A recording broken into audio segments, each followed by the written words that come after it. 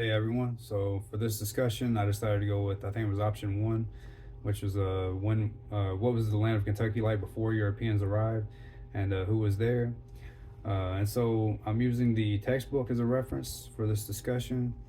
So the land of Kentucky, pre-European settlement, went through a series of changes throughout the centuries, and to get a good understanding of how Kentucky has developed, we're going to start with its earliest known inhabitants, which were the Paleo Americans.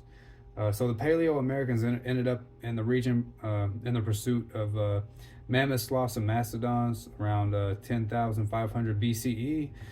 So the land at this time was in a transition phase as glacial ice sheets were retreating. This is like toward the end of the ice age.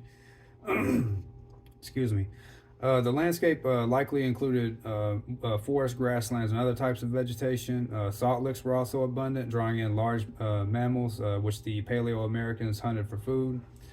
So between 7,000 and 1,000 BCE, native communities began to take root in Kentucky, giving way to the Archaic period.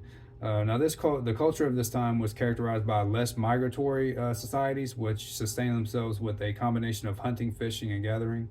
They also domesticated dogs during this time.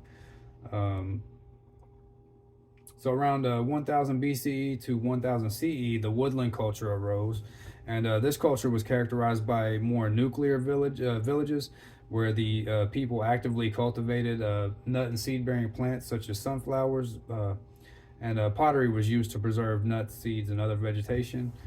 So by 1000 CE, pottery became a defining characteristic of the woodland culture. The development of the bow and arrow was also attributed to this culture.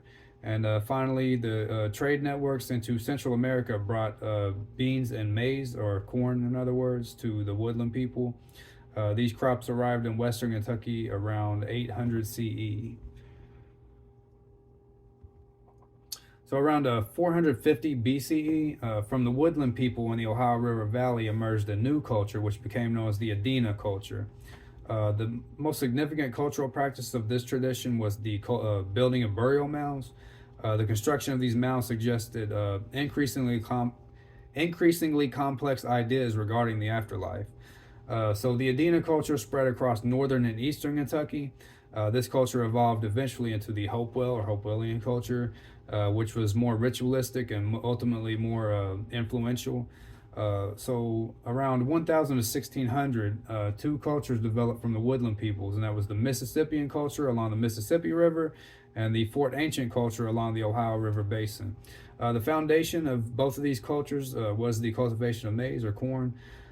This increase in agriculture gave rise to a larger, more densely populated communities among the Mississippians. Communities became even more permanent during this period with more centralized political chiefdoms. So the Fort Ancient culture arose along the Ohio River Valley, thanks to the cultivation of maize or corn. They practiced what was known as swidden agriculture. This is where a piece of land was cultivated until its fertility declined, and that prompted the community to move toward fresh farmlands. They grew maize, squash, beans, gourds, sunflowers, and tobacco. So unlike the Adena, the Fort Ancient peoples reduced their consumption of nuts and seeds, but still relied pretty heavily on hunting. By 1200, the Fort Ancient people began to demonstrate more social organization and stratification. Fort Ancient villages, became larger as multiple family groups joined together under a group known as big men. And they demonstrated hunting prowess, natural leadership skills, and access to exchange networks. Some of these villages housed up to 500 residents. The Mississippians continued to live in western Kentucky as late as the 1600s.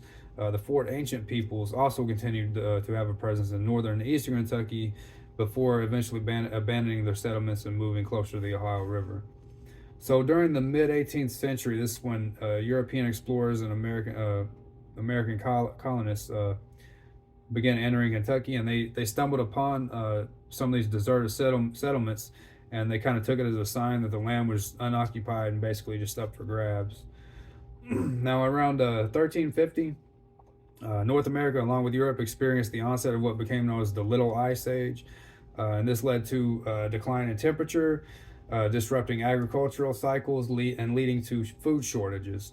With a significant focus on maize production, the Mississippians found themselves unable to produce sufficient crops to sustain like their larger settlements, and so they ended up abandoning them and opting for smaller settlements. So by 1700, the Mississippians, who then identified as Cree, Chickasaw, and Choctaw, and various other tribes, migrated southeastward. The Fort Ancients did not suffer severely from the climate change due to mainly because they maintain a more balanced economy that combined agriculture and hunting. So the Europeans came to North America, or by the time the Europeans came to North America, what they found were that some Native American groups had formed alliances or confederacies to protect themselves from other Native groups. And some of these groups also joined forces with other natives as a means of survival. Yeah, so in conclusion, the land of Kentucky prior to the arrival of Europeans had undergone many changes over the centuries. Especially if you go back to like the Ice Age. Of course, there were significant, environmental changes. But also with the Little Ice Age, and with the introduction of various crops and different vegetation from, like Central America and whatnot.